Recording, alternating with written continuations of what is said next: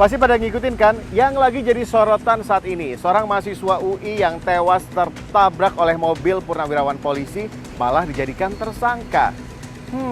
Apakah bisa ya seorang yang sudah meninggal dunia dijadikan tersangka oleh polisi? Dan kalaupun polisi sudah menetapkan dia menjadi tersangka, kenapa juga polisi malah sekarang membentuk tim pencari fakta? Kasus ini bermula ketika terjadi kecelakaan pada 6 Oktober 2022 lalu. Ada berbagai versi memang. Secara garis besar diduga motor mahasiswa UI itu, Hasya, jatuh ke kanan setelah rem mendadak. Ia kemudian tertabrak mobil dari arah berlawanan. Mobil yang menabrak ini dikendarai seorang pensiunan polisi. Hasya meninggal saat tiba di rumah sakit.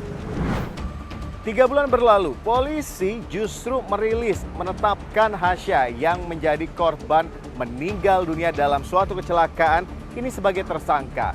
Sekali lagi, 3 bulan usai tanggal kejadian dan Hasya meninggal dunia. Kok bisa ya? Karena kelalaiannya menghilangkan nyawa orang lain dan dirinya sendiri kan gitu. Ini kan karena kelalaiannya dia sendiri.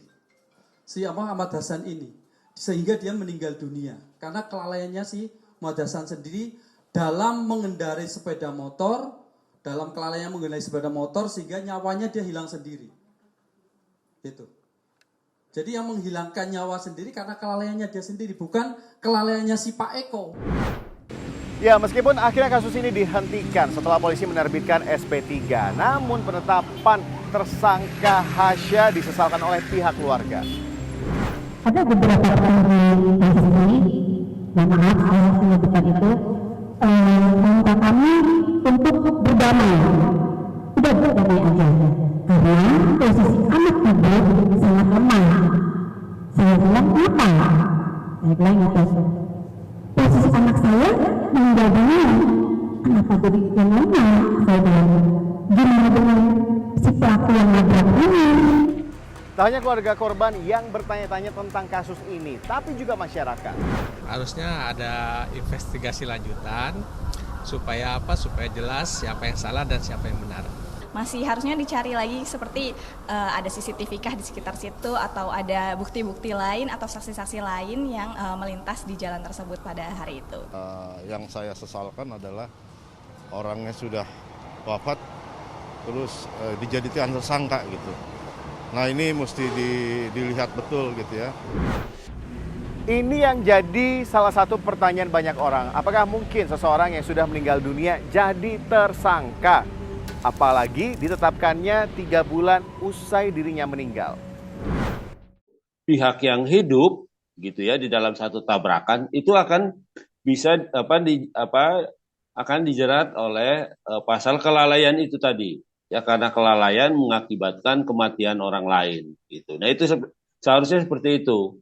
Nah terhadap yang meninggal ya karena menurut hukum dia sudah berhenti sebagai subjek hukum, maka dia tidak bisa ditetapkan sebagai apapun gitu. Karena yang bisa menjadi tersangka atau menjadi saksi dan sebagainya itu adalah subjek hukum yang hidup gitu.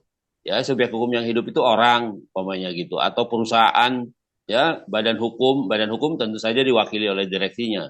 Nah, tetapi begitu subjek hukum itu berhenti sebagai subjek hukum, dalam hal ini orang meninggal dunia, maka dia tidak bisa lagi dibebankan status apapun, termasuk status tersangka.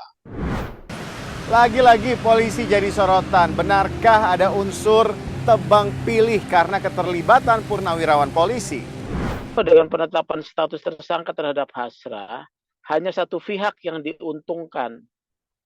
Walaupun dengan alasan kepastian hukum hanya satu pihak, yaitu terduga pelaku pelanggaran purnawirawan AKBP Eko tersebut.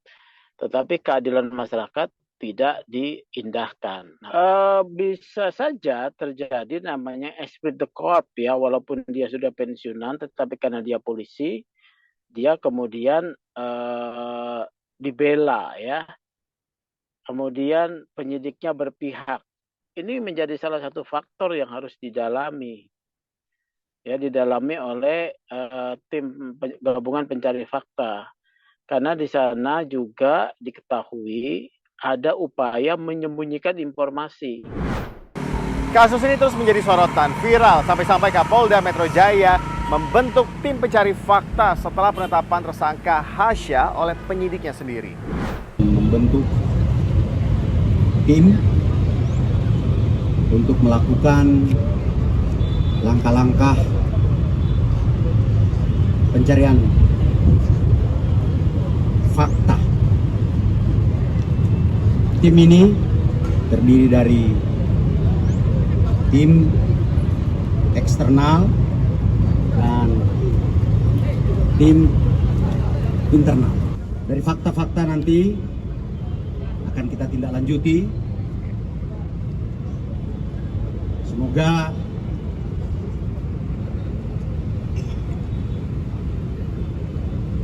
rasa keadilan dan kepastian hukum bisa kita peroleh di dalam langkah-langkah tersebut.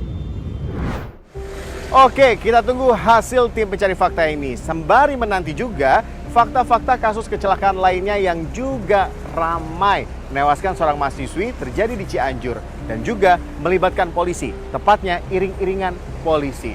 Kita bahas di diskusi selanjutnya.